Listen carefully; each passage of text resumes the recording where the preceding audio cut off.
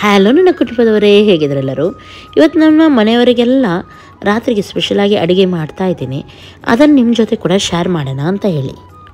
ಇವತ್ತು ಖಾರ ಬೆರಕೆ ಮೀನಿನ ಸಾರು ಹಾಗೂ ಅದರೊಂದಿಗೆ ಕಡುಬನ್ನು ಮಾಡ್ತಾಯಿದ್ದೀನಿ. ಇಲ್ಲಿ ನಾನು ತೆಂಗಿನಕಾಯಿ, ಫ್ರೆಶ್ ತೆಂಗಿನಕಾಯಿ 2 ಕಪ್ಪಷ್ಟು ತೊಗೊಂಡಿದ್ದೀನಿ. ಇದಕ್ಕೆ ಒಂದು 20ರಷ್ಟು ಬ್ಯಾಡಿಗೆ ಒಣಮೆಣಸನ್ನು ಹಾಕ್ತಾಯಿದ್ದೀನಿ. ಆಮೇಲೆ ಒಂದು ಲಿಂಬೆ ಗಾತ್ರದಷ್ಟು ಹುಳಿ. ಖಾರವಾಗಿ ಮಾಡಿದರೆ ತುಂಬ ಚೆನ್ನಾಗಾಗುತ್ತೆ. ಈ ರೀತಿ ಒಮ್ಮೆ ಮೀನು ಸಾರು ಮಾಡಿ ನೋಡಿ, ತುಂಬ ಸೂಪರ್ ಆಗುತ್ತೆ. 1 ಚಮಚದಷ್ಟು ಇಲ್ಲಿ ನಾನು ಜೀರಿಗೆಯನ್ನು ಹಾಕಿದ್ದೀನಿ ಸಣ್ಣ ಚಮಚದಲ್ಲಿ, ಹಾಗೂ ಒಂದು 8ರಿಂದ 10 ಬೆಳ್ಳುಳ್ಳಿ ಎಸಳು, ಹಾಗೂ 1/4 ಟೇಬಲ್ ಸ್ಪೂನಷ್ಟು ಕೊತ್ತಂಬರಿ, ಹಾಗೂ ಅರ್ಧ ನೀರುಳ್ಳಿಯನ್ನು ಹಾಕ್ತಾಯಿದ್ದೀನಿ. ಇಷ್ಟನ್ನು ಇವಾಗ ಗ್ರೈಂಡ್ ಮಾಡೋಣ. ನೈಸಾಗಿ ನಾವು ರುಬ್ಬಿದರೆ ಆಯಿತು. ಮಸಾಲ ಇವಾಗ ಇಲ್ಲಿ ರೆಡಿ ಆಗಿದೆ. ಇವಾಗ ಮೀನಿಗೆ ಬೇರೆ ಏನೆಲ್ಲ ಬೇಕು ಅದನ್ನು ರೆಡಿ ಮಾಡಿ ಇಟ್ಕೊಳ್ಳೋಣ. ಇಲ್ಲಿ ನಾನು ನೀರುಳ್ಳಿ ಕಟ್ ಮಾಡ್ತಾ ಇದ್ದೀನಿ, ಅದರೊಂದಿಗೆ ಶುಂಠಿ, ಹಸಿಮೆಣಸಿನಕಾಯಿ, ಹಾಗೂ ನಾನು ಇದಕ್ಕೆ ಮಾವಿನ ಕಾಯಿಯನ್ನು ಕೂಡ ಹಾಕ್ತಾ ಇದ್ದೀನಿ.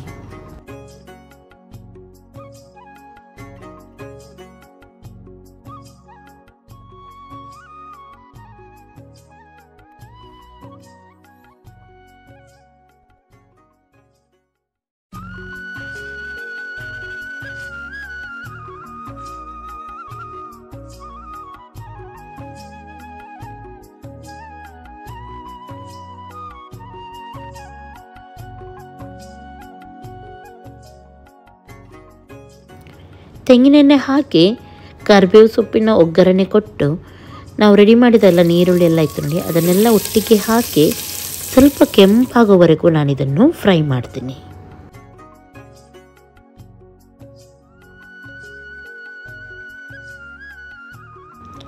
ನೀರುಳ್ಳಿ ಚೆನ್ನಾಗಿ ಕೆಂಪಾಗಿದ್ದೆ. ಇದಕ್ಕೆ ನಾನು ಮಸಾಲವನ್ನು ಹಾಕಿ ಒಂದು 5 ನಿಮಿಷ ಈ ಮಸಾಲವನ್ನು ಅದೇ ಎಣ್ಣೆಯಲ್ಲಿ ಫ್ರೈ ಮಾಡ್ತೀನಿ.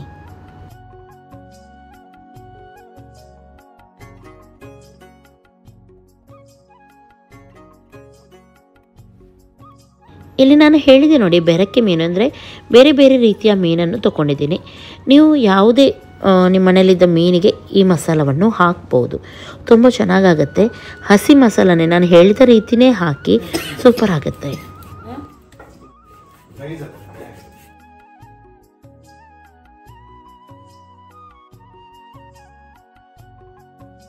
ಓಕೆ, ಒಳ್ಳೆ ರೀತಿ ಮಸಾಲವನ್ನು ಫ್ರೈ ಮಾಡಿ ಆಗಿದ್ದೆ. ಬೇಕಾಗುವಷ್ಟು ನೀರನ್ನು ಸೇರಿಸಿ ಇವಾಗ ಹದ ಮಾಡೋಣ, ಹಾಗೂ ಇದಕ್ಕೆ ರುಚಿಗೆ ತಕ್ಕಷ್ಟು ಉಪ್ಪನ್ನು ಕೂಡ ಸೇರಿಸೋಣ. ತುಂಬ ತೆಳು ಅಥವಾ ತುಂಬ ದಪ್ಪ ಇಡಬಾರ್ದು. ಇವಾಗ ಚೆನ್ನಾಗಿಲ್ಲಿ ಕುದೀತಾ ಉಂಟು. ಈ ರೀತಿ ಕುದಿ ಬಂದ ಮೇಲೆ ಮೀನನ್ನು ಸೇರಿಸೋಣ. ಮೀನು ಸೇರಿಸಿ ಒಳ್ಳೆ ರೀತಿ ಒಂದು ಕುದಿ ಬಂದಿದ್ದೆ ಕೆಳಗಿಳಿಸೋಣ. ಉಪ್ಪು ಖಾರ ಎಲ್ಲ ಕರೆಕ್ಟಾಗಿದೆಯಾ ನೋಡಿಕೊಂಡು ಕೆಳಗಿಳಿಸಿ.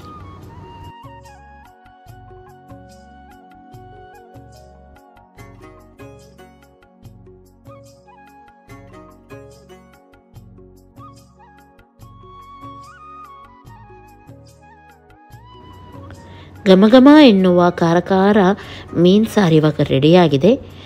ಒಮ್ಮೆ ನೀವು ಇದನ್ನು ಟ್ರೈ ಮಾಡಿ. ಈ ಮೀನು ಸಾರಿಗೆ ಬೆಸ್ಟ್ ಕಾಂಬಿನೇಷನ್ ನೀರು ದೋಸೆ, ಕಡುಬು, ದೋಸೆ, ಇಡ್ಲಿ ಯಾವುದು ಕೂಡ ಆಗುತ್ತೆ.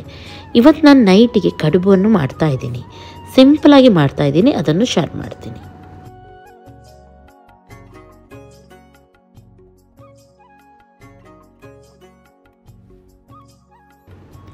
ಇಲ್ಲಿ ನಾನು ಸ್ವಲ್ಪ ತೆಂಗಿನೆಣ್ಣೆ ಹಾಕಿ ಇದಕ್ಕೆ ಸ್ವಲ್ಪ ಸಾಸಿವೆಣ್ಣೆ ಹಾಕಿ ಸಾಸಿವೆ ಒಡೆಯಲಿಕ್ಕೆ ಇಟ್ಟಿದ್ದೀನಿ.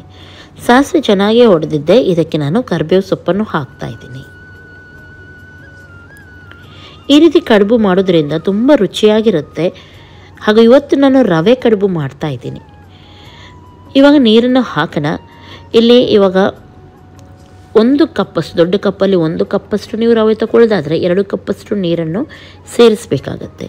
ರುಚಿಗೆ ತಕ್ಕಷ್ಟು ಉಪ್ಪನ್ನು ಕೂಡ ಹಾಕ್ತಾ ಇದ್ದೀನಿ, ಹಾಗೂ ಚೆನ್ನಾಗಿ ದೊಡ್ಡ ಪಾತ್ರೆಯಲ್ಲಿ 2 ಕಪ್ಪಷ್ಟು ನಾನು ನೀರನ್ನು ಹಾಕಿದ್ದೀನಿ. ನೀರು ಒಳ್ಳೆ ರೀತಿ ಕುದಿ ಬರಬೇಕು. ಅದಕ್ಕಿಂತ ಮೊದಲು ಇದಕ್ಕೆ ಸ್ವಲ್ಪ ತೆಂಗಿನಕಾಯನ್ನು ಹಾಕ್ತಾ ಇದ್ದೀನಿ. ರುಚಿಯಾಗುತ್ತೆ ತೆಂಗಿನಕಾಯಿ ಎಲ್ಲ ಹಾಕಿ ನಾವು ಕಡುಬನ್ನು ಮಾಡಿದರೆ. ಇವಾಗ ಇಲ್ಲಿ ನೀರು ಕುದಿತಾ ಇರುವಾಗ ನಾನು ಇದಕ್ಕೆ ಅಕ್ಕಿ ರವೆ ಯನ್ನು ಸೇರಿಸ್ತಾ ಇದ್ದೀನಿ. ಇಡ್ಲಿ ರವೆ, ಅಕ್ಕಿ ರವೆ ಯಾವುದರಲ್ಲಿ ಕೂಡ ನೀವು ಕಡುಬನ್ನು ಮಾಡ್ಬೋದು, ಚೆನ್ನಾಗಾಗುತ್ತೆ. ಚೆನ್ನಾಗಿ ಇದನ್ನು ಮಿಕ್ಸ್ ಮಾಡೋಣ. ಒಳ್ಳೆ ಕುದಿ ಬಂದಿದ್ದೆ ಗ್ಯಾಸನ್ನು ಲೋ ಫ್ಲೇಮಲ್ಲಿಟ್ಟು ಹಾಗೆಯೇ ಬೇಯಿಸಲಿಕ್ಕೆ ಇಡ್ತಾ ಇದ್ದೀನಿ. ಸ್ವಲ್ಪ ಇದು ನೀರು ಹಿಂಗಿ ಬರುವಾಗ ಗ್ಯಾಸನ್ನು ಆಫ್ ಮಾಡಿದರೆ ಆಯಿತು. ಚೆನ್ನಾಗಿ ರವೆ ಬೇಯಬೇಕು ಇದರಲ್ಲಿ. ಇವಾಗ ನೋಡ್ಬೋದು ಗಟ್ಟಿ ಆಗ್ತಾ ಉಂಟು ನೋಡಿ, ನೀರಿನ ಅಂಶ ಹೋಗಿದೆ. ಈ ಟೈಮಲ್ಲಿ ಗ್ಯಾಸನ್ನು ಆಫ್ ಮಾಡೋಣ.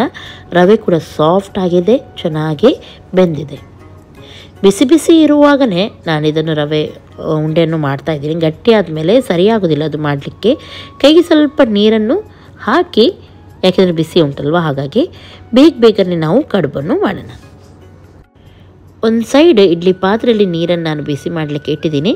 ಕಡುಬು ಮಾಡ್ತಾ ಅದರೊಳಗೆ ಹಾಕ್ತಾ ಇದ್ದೀನಿ ಅಷ್ಟೇ.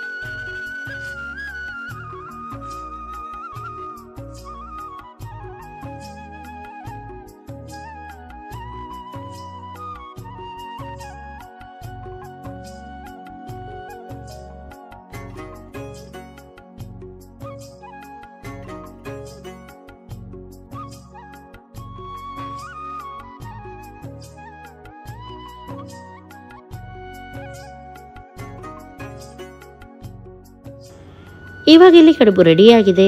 ಮುಚ್ಚಿಡೋಣ. ಒಂದು 10ರಿಂದ 15 ನಿಮಿಷ ಬೇಯಿಸೋಣ. ಇವಾಗ ಬೆಂದಾಗಿದೆ. ಇದು ಸಾಫ್ಟ್ ಆಗಿ ರವೆಯಾಗಿ ಸೂಪರ್ ಆಗಿದೆ. ಜಸ್ಟ್ ಒಮ್ಮೆ ಟೇಸ್ಟ್ ಮಾಡಿ ನೋಡ್ತಾ ಇದ್ದೀನಿ ಯಾವ ರೀತಿ ಆಗಿದೆ ಅಂತ ಹೇಳಿ. ಇಲ್ಲಿ ನೋಡ್ಬೋದು, ಕಟ್ ಮಾಡಿ ಕೂಡ ತೋರಿಸ್ತಾ ಇದ್ದೀನಿ. ರವೆಯಾಗಿ ಅಂಟು ಕೂಡ ಇಲ್ಲ, ಏನು ಕೂಡ ಇಲ್ಲ, ತುಂಬ ಚೆನ್ನಾಗಿ ಬಂದಿದೆ. ಈ ಮೀನು ಸಾರು ಇದಕ್ಕೆ ಬೆಸ್ಟ್ ಕಾಂಬಿನೇಷನ್. ಒಮ್ಮೆ ನೀವು ಟ್ರೈ ಮಾಡಿ ನೋಡಿ. ಇವತ್ತಿನ ಈ ರೆಸಿಪಿ ನಿಮಗೆ ಇಷ್ಟ ಆಯ್ತು ಅಂತಂದರೆ ಲೈಕ್ ಮಾಡಿ, ನಿಮ್ಮ ಫ್ರೆಂಡ್ಸ್ ಜೊತೆ ಎಲ್ಲರ ಜೊತೆ ಶೇರ್ ಮಾಡಿ. ತುಂಬ ಚೆನ್ನಾಗಿದೆ, ನನಗಂತೂ ತುಂಬ ಇಷ್ಟ ಆಯಿತು. ನೀವು ಕೂಡ ಟ್ರೈ ಮಾಡಿ. ನಾಳೆ ಸಿಗ್ತೀನಿ. Take care. ಬಾಯ್ ಬಾಯ್.